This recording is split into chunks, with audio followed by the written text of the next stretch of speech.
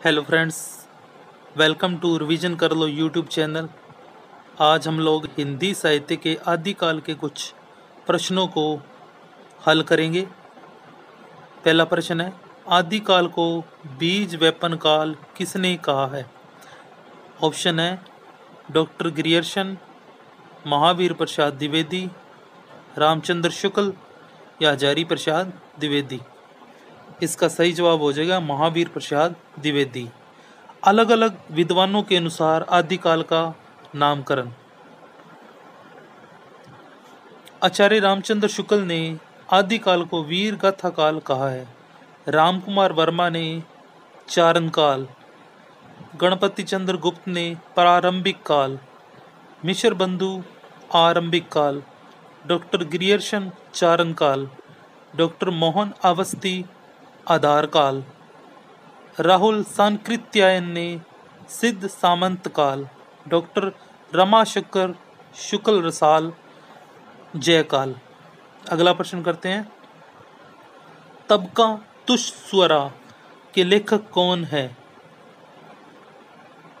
Option है मौलवी करीमुद्दीन, इंशा अल्लाह खान, नूर मोहम्मद या अमीर खुसरो। इसका सही जवाब हो जाएगा मौलवी करीमुद्दीन। मौलवी करीमुद्दीन तबका तुस्वरा के लेखक हैं। इनके बारे में जान लेते हैं। ये ग्रंथ 1848 ईस्वी में दहेली कॉलेज द्वारा प्रकाशित हुआ। इस ग्रंथ में 1004 कवियों का उल्लेख है, जिनमें 60 या 62 हिंदी के कवि हैं। अगला प्रश्न करते हैं, हिंदी कवियों का प्रथम व्रत संग्रहकार कौन है? ऑप्शन है मिश्र बंधु, डॉक्टर ग्रियर्सन, शिव सिंह सेंगर या गारशादा ताशी। सही जवाब हो जाएगा शिव सिंह सेंगर। इनके बारे में जान लेते हैं। शिव सिंह सेंगर के ग्रंथ का नाम शिव सिंह सरोज है। इसका प्रकाशन सर्वप्रथम 1878 ईस्वी में हुआ, पर कुछ कमियों के कारण इसका संशोधित रूप 1883 में प्रकाशित हुआ। अगला प्रश्न करते हैं, आदिकाल को वीर गाथा काल किसने कहा है? आपके ऑप्शन है रामचंद्र शुक्ल, हजारी प्रसाद द्विवेदी, डॉक्टर नगेंद्र या चंद्रधर शर्मा गुलेरी। सही जवाब हो जाएगा रामचंद्र शुक्ल। आचार्य रामचंद्र शुक्ल के ग्रंथ का नाम हिंदी साहित्य का इतिहास है, जो 1929 में हिंदी शब्द सागर की भूमिका के रूप में प्रकाशित हुआ। अगला प्रश्न करते हैं, हिंदी साहित्य के आदिकाल को अपभ्रंश काल किसने कहा है? आपके ऑप्शन है रामचंद्र शुक्ल, हजारी प्रसाद द्विवेदी, चंद्रधर शर्मा गुलेरी या इनमें से कोई नहीं। सही जवाब हो जाएगा चंद्रधर शर्मा गुलेरी। चंद्रधर शर्मा गुलेरी ने अपभ्रंश को पुरानी हिंदी कहा है। इन्होंने राजा मुंज को हिंदी का प्रथम कवि माना है। इनकी 3 प्रमुख कहानियां हैं। उसने कहा था 1915 में, बुद्धू का कांटा 1914, सुखमय जीवन 1911। अगला प्रश्न कर लेते हैं, हिंदी साहित्य के इतिहास का प्रस्थान बिंदु किसे कहा जाता है? आपके ऑप्शन है इस्तवार दलाल लिटरेचर इंदुई Hindustani, modern vernacular literature of northern Hindustan, Hindi साहित्य का इतिहास या शिव सिंह सरोज। सही जवाब हो जाएगा शिव सिंह सरोज। ये शिव सिंह सेंगर का लिखा हुआ है। शिव सिंह सेंगर पुष्य या पुंड को हिंदी का प्रथम कवि माना है। अगला प्रश्न कर लेते हैं, आदिकाल नाम भ्रामक है, इसमें बाबा आदम के जमाने का आभास होता है। किसका कथन है? आचार्य रामचंद्र शुक्ल, डॉक्टर नगेंद्र, हजारी प्रसाद द्विवेदी या डॉक्टर बचन सिंह। सही जवाब हो जाएगा डॉक्टर बचन सिंह। डॉक्टर बचन सिंह के ग्रंथ का नाम हिंदी साहित्य का दूसरा इतिहास है। इसका पहला संस्करण 1996 में प्रकाशित हुआ। अगला प्रश्न कर लेते हैं, खुमान रासो किसकी रचना है? आपके ऑप्शन है जगनिक, नरपति नाल्ह, दलपति विजय या शरंगधर। सही जवाब हो जाएगा दलपति विजय। इस ग्रंथ की रचना लगभग 5000 छंदों में की गई है। आचार्य रामचंद्र शुक्ल इसे 9वीं शताब्दी की रचना मानते हैं। अगला प्रश्न कर लेते हैं, रेवा तट समय किस ग्रंथ से संबंधित है? परमार रसो, खुमान रसो, विशल देव रसो या पृथ्वीराज रसो। सही जवाब हो जाएगा पृथ्वीराज रसो। पृथ्वीराज रसो की रचना चंद्रवरदाय ने की थी। इसमें कुल 69 समय है। इसको सर्वप्रथम फर्रुखाबाद के कलेक्टर चार्ल्स इलियट ने 1865 में प्रकाशित किया था। अगला प्रश्न कर लेते हैं, पृथ्वीराज रसो में कितने समय हैं? आपके ऑप्शन है 88, 69, 70 या 40। सही जवाब हो जाएगा 69 समय है। इस महाकाव्य का सबसे बड़ा समय कनवज युद्ध है और पृथ्वीराज रसो की रचना चंद्रवरदाई ने की थी, जो कि पृथ्वीराज के दरबारी कवि थे। अगला प्रश्न कर लेते हैं, जयचंद प्रकाश किसकी रचना है? आपके ऑप्शन है मधुकर कवि, भट्टकदार, सरपा या धनपाल। सही जवाब हो जाएगा भट्टकदार। इसका समय 12वीं सदी है। जयचंद प्रकाश जो रचना है इसका समय 12वीं शती है। इसमें महाराजा जयचंद की वीरता और पराक्रम का वर्णन है। अगला प्रश्न कर लेते हैं, राठौड़ारी ख्यात में किन 2 ग्रंथों का उल्लेख मिलता है? आपके ऑप्शन है दोहा कोश व जयमयंक जस चंद्रिका, जयचंद प्रकाश व जयमयंक जस चंद्रिका, भविष्यत कहा और जयमयंक जस चंद्रिका या इनमें से कोई नहीं। तो सही जवाब हो जाएगा जयचंद प्रकाश और जयमयंक जस चंद्रिका। जयमयंक जस चंद्रिका मधुकर कवि की रचना है और जयचंद प्रकाश भट्टकदार की रचना है। अगला प्रश्न कर लेते हैं, नाथ संप्रदाय के प्रवर्तक कौन है? आपके ऑप्शन है गोरखनाथ, सरपा, सबरपा या इनमें से कोई नहीं। सही जवाब हो जाएगा गोरखनाथ। गोरखनाथ नाथ संप्रदाय के प्रवर्तक हैं। नाथों की संख्या 9 है। गोरखनाथ के गुरु मच्छेंद्र नाथ या मत्स्येंद्र नाथ है। अगला प्रश्न कर लेते हैं, अवधूत मत किससे कहते हैं? नाथ संप्रदाय को, सिद्ध संप्रदाय को, जैन संप्रदाय को या इनमें से कोई नहीं। इसका सही जवाब हो जाएगा नाथ संप्रदाय। नाथ संप्रदाय के प्रवर्तक गोरखनाथ है। नाथों की संख्या 9 है। इन्होंने गोरखनाथ जी ने 6 चक्रों वाला योग मार्ग चलाया। अगला प्रश्न कर लेते हैं, अभिमान मेरु किसे कहा जाता है? अभिमान मेरु किसे कहा गया है? आपके ऑप्शन है स्वयंभू, पुष्पदंत, सरपा या गोरखनाथ। सही जवाब हो जाएगा पुष्पदंत। इनके ग्रंथ का नाम महापुराण है। इसमें 63 महापुरुषों का चरित्र वर्णन है। अगला प्रश्न कर लेते हैं, गोरखनाथ की वाणियों का सर्वप्रथम संकलन किसने किया? आपके ऑप्शन है नंदुलारे वाजपेयी, पीताम्बर दत्त बर्थवाल, हजारी प्रसाद द्विवेदी या इनमें से कोई नहीं। तो सही जवाब हो जाएगा पीताम्बर दत्त बर्थवाल।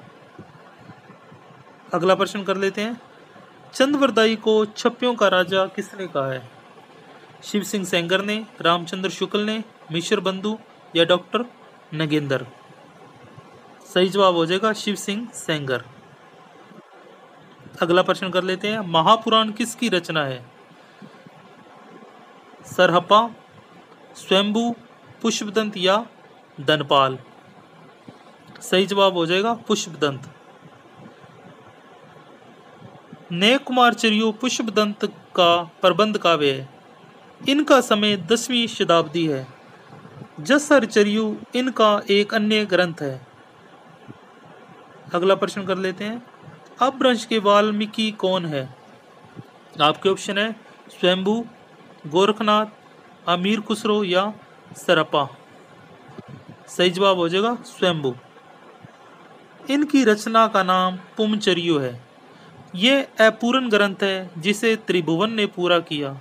इस ग्रंथ में 12,000 श्लोक हैं और इस ग्रंथ में 90 संधियां हैं, जिसमें से 83 स्वयंभू की है और शेष 7 त्रिभुवन की है। ये रामकथा पर आधारित रचना है। अगला प्रश्न कर लेते हैं। भूपरिक्रमा और पुरुष परीक्षा किसकी रचनाएं हैं? आपके ऑप्शन है अमीर खुसरो, विद्यापति, देवसेन या दलपति विजय। सही जवाब हो जाएगा विद्यापति। इन दोनों ग्रंथों की भाषा संस्कृत है। विद्यापति ने 16 ग्रंथों की रचना की, जिनमें से 13 ग्रंथ संस्कृत से हैं, 2 अवहट के कीर्तिलता और कीर्ति पताका हैं और एक मैथिली की रचना है जिसका नाम है पदावली। अगला प्रश्न करते हैं। राष्ट्र शब्द की उत्पत्ति रसायन से किसने मानी है? आपके ऑप्शन है हजारी प्रसाद द्विवेदी, रामचंद्र शुक्ल, डॉक्टर बच्चन सिंह या इनमें से कोई नहीं। इसका सही जवाब हो जाएगा रामचंद्र शुक्ल।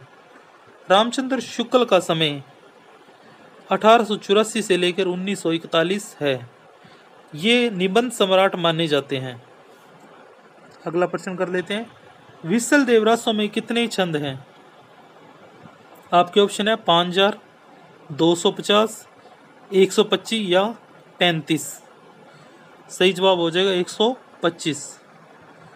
ये नरपति नाल्य की रचना है। इसमें भोज परमार की पुत्री राजमती और अजमेर के चौहान राजा विशल देव तृतीय के विवाह, वियोग और पुनर्मिलन की कथा सरस शैली में प्रस्तुत की गई है। अगला प्रश्न कर लेते हैं। 12 मासा का सर्वप्रथम वर्णन किस ग्रंथ में मिलता है? विसल देव रासो, खुमान रासो, परमार रासो या हमीर रासो। सही जवाब हो जाएगा विशल देव रासो। ये 125 छंद की रचना है। इसके रचनाकार नरपति नाल्य है। अगला प्रश्न कर लेते हैं। विद्यापति की पदावली को नागिन की लहर किसने कहा है? आपके ऑप्शन है जयशंकर प्रसाद, निराला, रामचंद्र शुक्ल या डॉक्टर नगेंद्र। सही जवाब हो जाएगा निराला। सूर्यकांत त्रिपाठी निराला छायावाद के कवि हैं। इनकी प्रमुख रचनाएं हैं सरोज स्मृति और राम की शक्ति पूजा। अगला प्रश्न कर लेते हैं। चंदनबाला रास किसकी रचना है? आपके ऑप्शन है विजय सेन सूरी, देवसेन, शालीभद्र सूरी या आसगु। सही जवाब हो जाएगा आसगु। इस रचना का रचना काल है 1200 ईस्वी। यह एक लघु खंड काव्य है। आसगु कवि की अन्य रचना है जीव दया रास। अगला प्रश्न कर लेते हैं। आदिकाल में खड़ी बोली का प्रयोग किसने किया? अमीर खुसरो, विद्यापति, रोड़ा कवि या धनपाल। सही जवाब हो जाएगा अमीर खुसरो। इनका समय 1255 से 1324 है। इन्होंने जनता के मनोरंजन के लिए पहेलियां और मुकरियां लिखी। इनके गुरु का नाम या ये निजामुद्दीन औलिया के शिष्य थे। अगला प्रश्न कर देते हैं। विद्यापति पदावली में किस रस की प्रधानता है? आपके ऑप्शन है श्रृंगार, शांत, वीर या हास्य रस। सही जवाब हो जाएगा श्रृंगार। विद्यापति पदावली की भाषा मैथिली है। विद्यापति के यश का आधार है। ये रचना जो पदावली रचना ये विद्यापति के यश का आधार है। और इन विद्वानों ने हरप्रसाद शास्त्री, रामचंद्र शुक्ल, सुभद्रा झा, रामकुमार वर्मा, राम वृक्ष बेनीपुरी ने विद्यापति को श्रृंगारी कवि कहा है। अगला प्रश्न कर लेते हैं। हिंदी साहित्य का प्रारंभिक काल को आदिकाल नाम किसने दिया? डॉक्टर गिरियर्शन, हजारी प्रसाद द्विवेदी, डॉक्टर नगेंद्र या भारतेंदु। सही जवाब हो जाएगा हजारी प्रसाद द्विवेदी। हजारी प्रसाद द्विवेदी की रचनाएं। हिंदी साहित्य की भूमिका 1940, हिंदी साहित्य का उद्भव और विकास 1952, हिंदी साहित्य का आदिकाल 1952। अगला प्रश्न कर लेते हैं, पाहुड़ दोहा के रचयिता कौन है? आपके ऑप्शन है धनपाल, रोड़ा कवि, मुनि राम सिंह या इनमें से कोई नहीं। सही जवाब हो जाएगा मुनि राम सिंह। पाहुड़ दोहा का समय है 11वीं सदी। ये 11वीं सदी की रचना है पाहुड़ दोहा। इसके रचयिता है मुनि राम सिंह। अगला प्रश्न कर देते हैं, डोला मारू रादुहा के रचयिता कौन है? नरपति नाले, कुशल लाभ, दलपति विजय या देवसेन। सही जवाब हो जाएगा कुशल लाभ। ये रचना 11वीं शताब्दी में रचित एक लोक भाषा काव्य है। इसमें पुंगल देश के राजा डोला और नरवर देश की राजकुमारी मारू या मारवाणी की कथा है।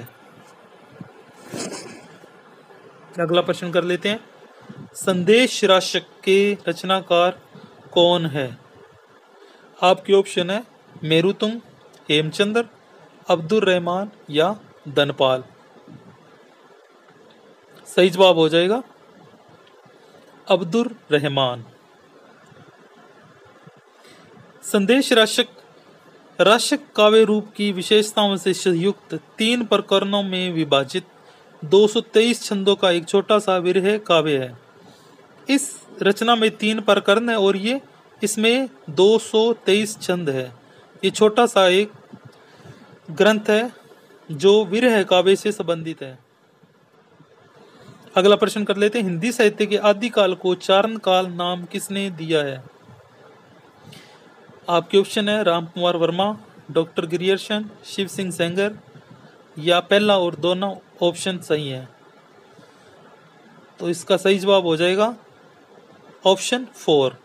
राम कुमार वर्मा और डॉक्टर गिरियर्शन दोनों ने आदिकाल को चारण काल नाम दिया है। अगला प्रश्न कर लेते हैं, डॉक्टर गणपति चंद्र गुप्त ने हिंदी का पहला कवि किसे माना है? आपके ऑप्शन है शालीभद्र सूरी, देवसेन, राजा मुंज या सरपा। सही जवाब हो जाएगा शालीभद्र सूरी। डॉक्टर गणपति चंद्र गुप्त के साहित्य इतिहास ग्रंथ का नाम हिंदी साहित्य का वैज्ञानिक इतिहास है। इसका प्रकाशन 1965 में हुआ था। अगला प्रश्न कर लेते हैं, दोहा कोश किसकी रचना है? दोहा कोश जो 769 में प्रकाशित हुई थी, इसका रचनाकार कौन है? आपके ऑप्शन है लोईपा, सरप्पा, सबरपा या कणपा। सही जवाब हो जाएगा सरप्पा। इसके संपादक, दोहा कोश के संपादक राहुल सांकृत्यायन है। सरप्पा का समय 7वीं या 8वीं शताब्दी है। सरप्पा ने 32 ग्रंथों की रचना की। अगला प्रश्न कर लेते हैं, देवसेन कृत शावकाचार में कुल कितने दोहे हैं? आपके ऑप्शन है 250, 205, 200 या 125। सही जवाब हो जाएगा 250। इस रचना में 250 दोहे हैं। ये जैन काव्य ग्रंथ है जिसे रास काव्य भी कहा जाता है। जैन काव्य को रास काव्य भी कहा जाता है। अगला प्रश्न है, राहुल सांकृत्यायन ने हिंदी का पहला कवि किसे माना है? आपके ऑप्शन है सरपा, स्वयंभू, पुंड या चंदवरदाई। सही जवाब हो जाएगा सरप्पा। अगला प्रश्न कर लेते हैं, रिवेंत गिरी रास किसकी रचना है? आपके ऑप्शन है जिन धर्मसूरी, विजय सेन सूरी, उदयवंत या आसगु। सही जवाब हो जाएगा विजय सेन सूरी। अगला प्रश्न कर लेते हैं, गोरखनाथ की वाणी का संकलन किसने किया था? आपके ऑप्शन है राहुल सांकृत्यायन, चंद्रधर शर्मा गुलेरी, पीताम्बर दत्त बड़तवाल, हजारी प्रसाद द्विवेदी। सही जवाब हो जाएगा पीताम्बर दत्त बड़तवाल।